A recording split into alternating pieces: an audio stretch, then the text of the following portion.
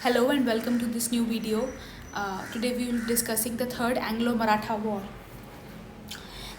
It was fought during 1817 to 1819. Lord Hastings had the imperialistic design of imposing British paramountcy. So the background starts with Lord Hastings. He wanted British paramountcy. By the Charter Act of 1813, the East India Company's monopoly of trade in China, except tea, ended, and hence the company needed more markets. The Pindaris, made up of many castes and classes, were attached to Maratha armies as mercenaries. So we see Maratha mercenaries were the Pindaris, and they were divided into many castes and classes. When the Marathas became weak, the Pindaris could not get regular employment.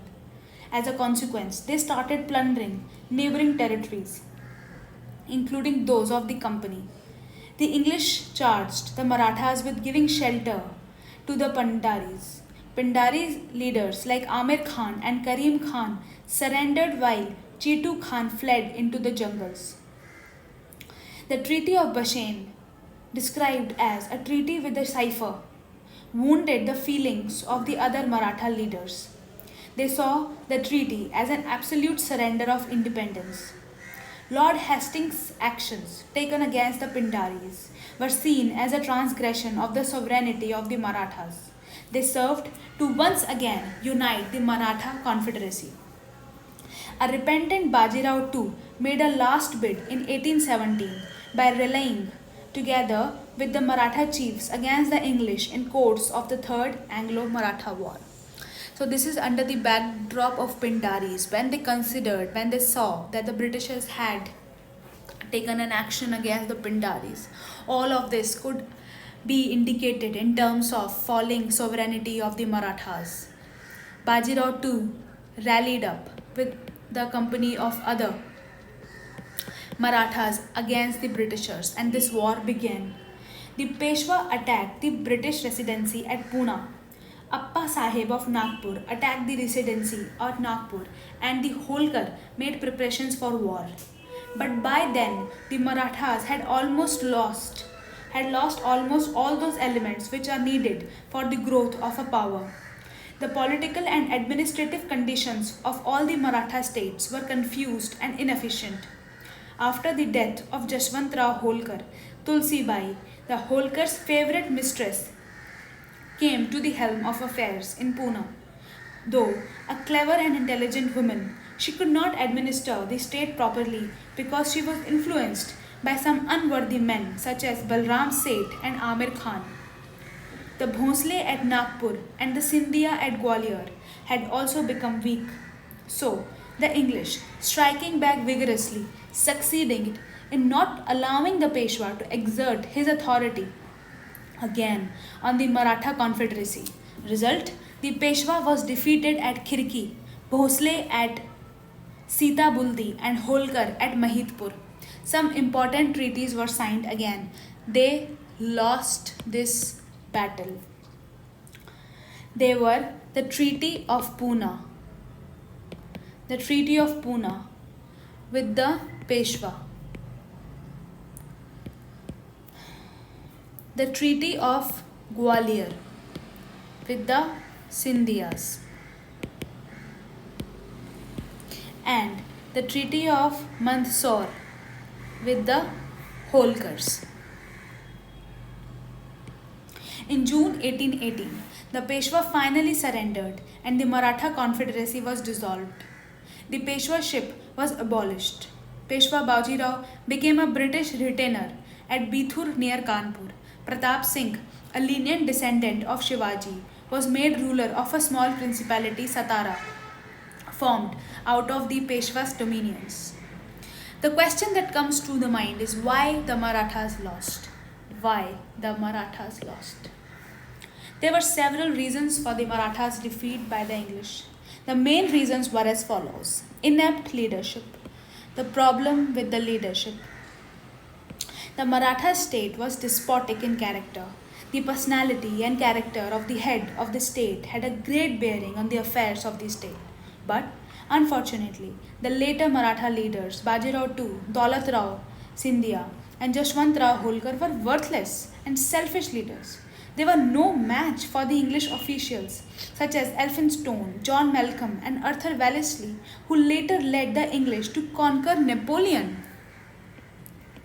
The second problem, the defective nature of Maratha state. Maratha state itself, the system, the cohesion of the people of the Maratha state was not organic but artificial and accidental and hence precarious. There was no effort, right from the days of Shivaji, for a well thought out, organized communal improvement, spread of education, or unification of the people. The rise of the Maratha state was based on the religio national movement.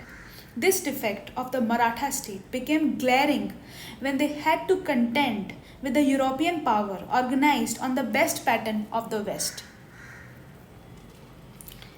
Third problem, loose political setup. Loose political setup. The Maratha Empire was a loose confederation under the leadership of Chhatrapati and later the Peshwa.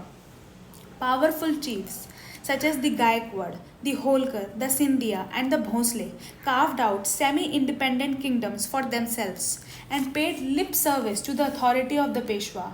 Further, there existed irreconcilable hostility between different units of the Confederacy. The Maratha chief often took sides with one or the other. The lack of a cooperative spirit among the Maratha chiefs proved detrimental to the Maratha state. The fourth one is the inferior military system.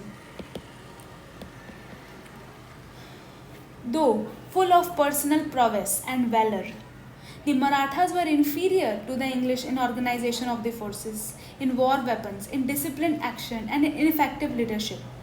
The centrifugal tendencies of divided command accounted for much of the Maratha failures. Treachery in the ranks was instrumental in weakening the Maratha forces. The adoption of the modern techniques of warfare by the Marathas was inadequate.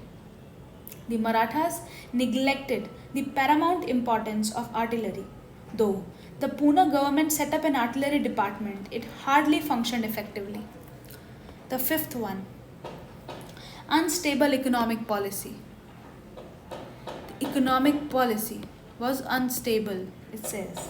The Maratha leadership failed to evolve a stable economic policy to suit the changing needs of time. There were no industries or foreign trade openings. So, the economy of the Maratha was not conducive to a stable political setup. The sixth problem was superior English diplomacy and espionage. English diplomacy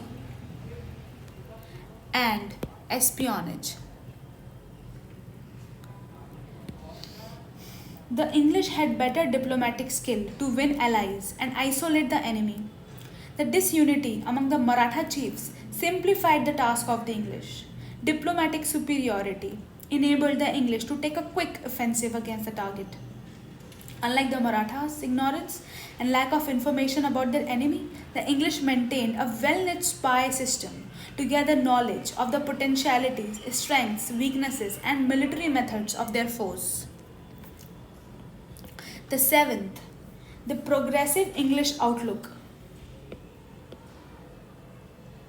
Progressive English outlook.